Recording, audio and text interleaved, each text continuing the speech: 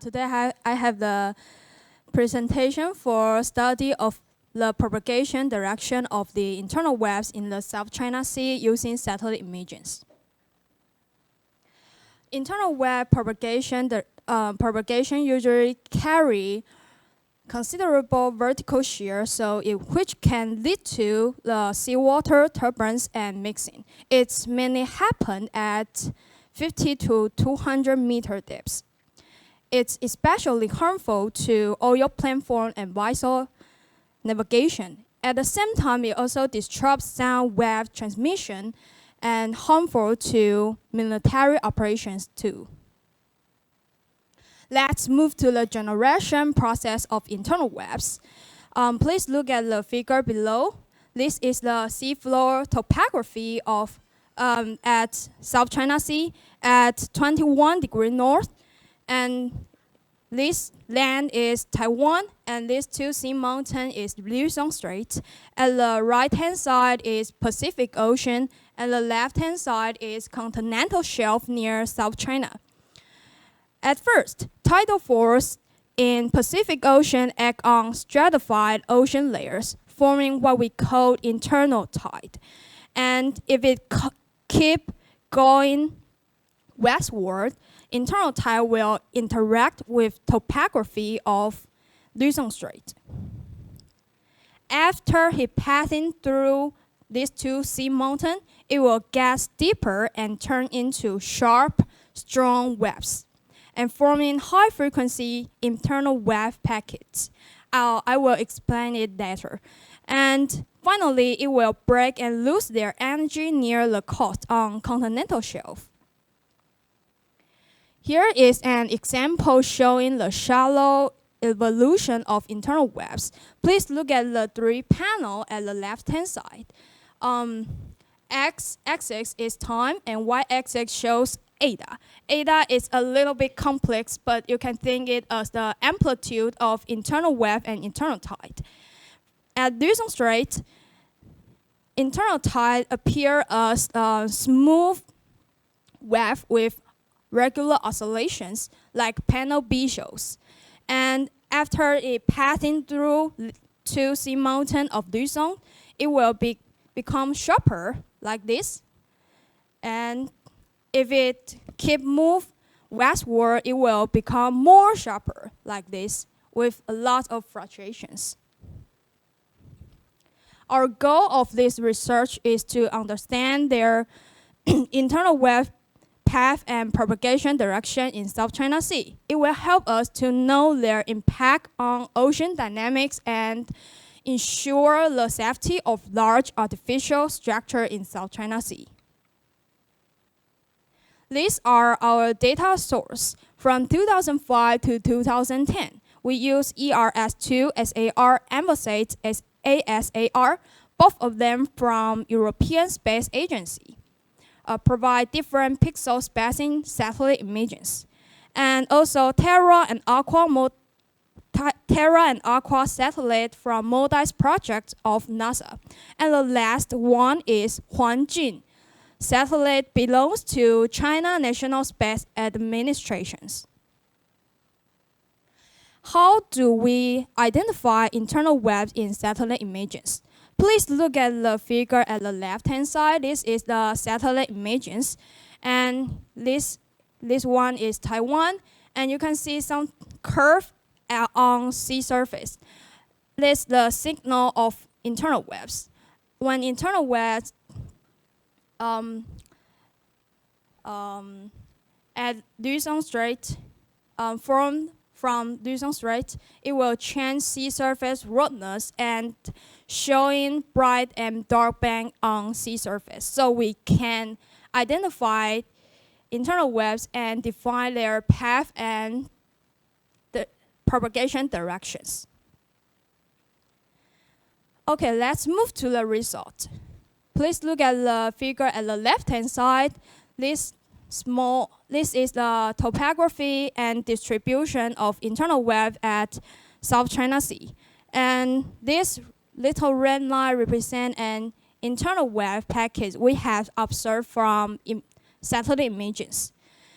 And because of the topography and the distribution of internal wave, we finally divide South China Sea into 5 regions: northeastern, northwestern, western, western, eastern, southern, South China Sea. And because there is no any internal wave has been observed at eastern South China Sea, so we only analyze the other 4 regions. Let's move to the northeastern South China Sea first. In this area, because of the distribution of internal wave and the topography here, so we divide it into eastern and western area of Dongsha Island. And let's focus on the eastern area first. Internal wave in this area propagation direction is between 220 degree to 330 degree. And the field internal wave here is propagation direction is 50 degree to 150 degree. And please look at the figure below. It is the white dot represent the Dongsha Island, and this small arrow here with different color is the propagation path and direction of internal wave we have observed from satellite images. And the big arrow, the big white arrow here is represent the main direction and path of several internal waves. And the west area of Dongsha, internal wave propagation direction is between 210 degree to 360 degree. In short, internal wave at northeastern South China Sea propagate westward from the Luzon Strait, and some reflect near Dongsha Island, some reach and hit the continental shelf, finally disappear near coastline of South China. And let's move to the northwestern South China Sea. Internal wave in this area, propagation direction is between 260 degree to 360 degree. This region is near Hainan Island and the Beibu Gulf near South China. Internal wave at northwestern South China Sea propagate northwestward or westward to the coast and the Beibu Gulf. And some of them be reflected by the topography of Beibu Gulf. And let's move to the western South China Sea. Internal wave in at this area, because of the topography and the distribution of internal waves, we also divide into north and south sea area of 13 degree north. Internal wave at north sea area propagation direction is between 210 degree to 300 degree. At the South Sea area, internal wave propagation direction is between 220 degree to 320 degree.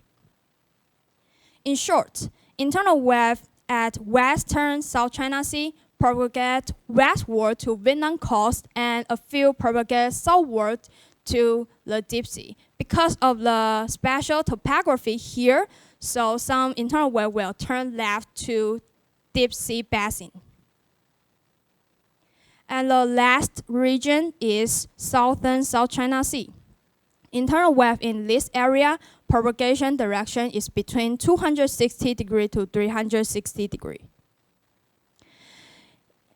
In South China Sea, most internal wave propagate southwestward to the coast, and some propagate southeastward to Kalimantan Island, and a few near Vietnam coastal propagate southwestward.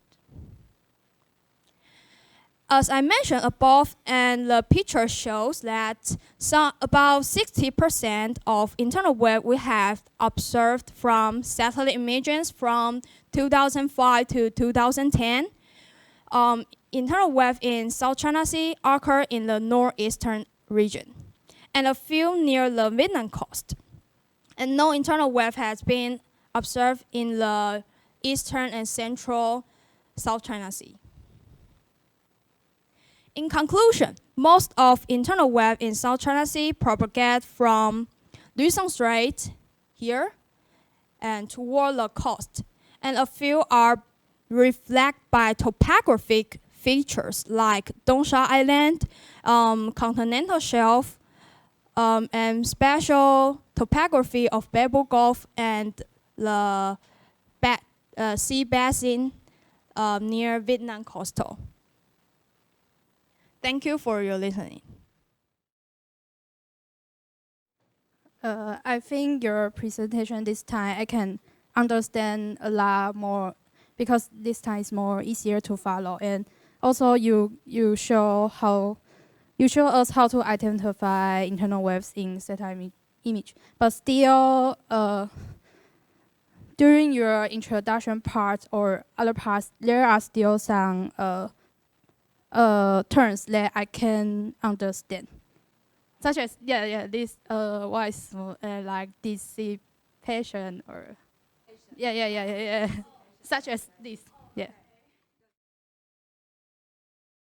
I think the whole presentation is very easy to follow because your pronunciation is very clearly, and the speak when you present is very appropriate, and you also didn't rotate the map of Vietnam, which is mentioned at that time. So you do lots of improvement. So that's it. I think you do a great job, but I think in the first slides you can use the mouse often to show the internal wave, how formation. Yes, this one, and the formation of the internal wave. And you can use in other pictures. You can use the mouse often to show. Using mouse more often is always encouraged. Okay, good. So thank you. So Ariel, good.